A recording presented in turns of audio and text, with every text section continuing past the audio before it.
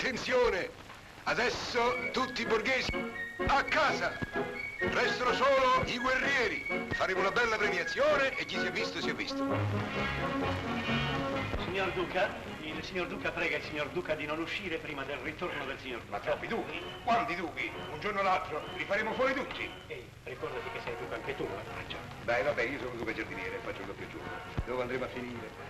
In quale abisso cadrà il nostro povero paese? Ma che dici? Torturano un povero innocente, lo condannano a morte e poi, con 5 franchi al boia. È vero che gli impiegati sparastatali sono pagati male e non ce la fanno a vivere. Ma signori miei, la corruzione dilaga. Che? Dilaga. No! Sta dilagando! Ma che dico di noi? Il boia sono io. Ma tu? Eh sì! Sei il boia? Il boia.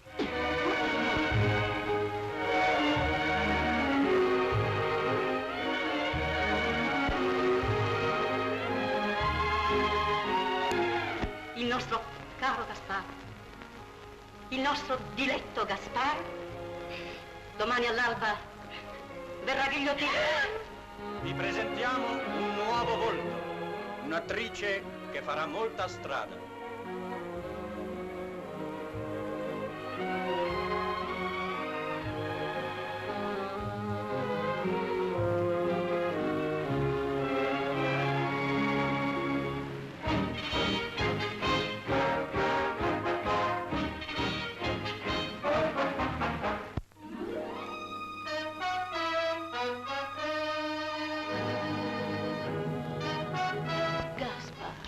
Ma dopo, cosa penserete di me?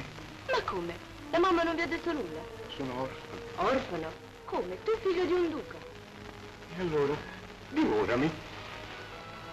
Un duello pieno di imprevisti, carico di impensate e tragiche conseguenze.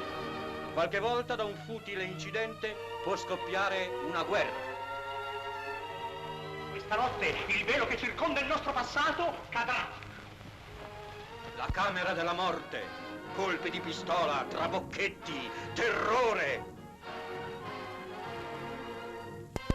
Gaspar, venite a vedere la mia collezione di stampe cinesi. Soffitti che si abbassano. Manca l'aria. I nostri eroi vengono uccisi, schiacciati, polverizzati. È un film tutto da ridere.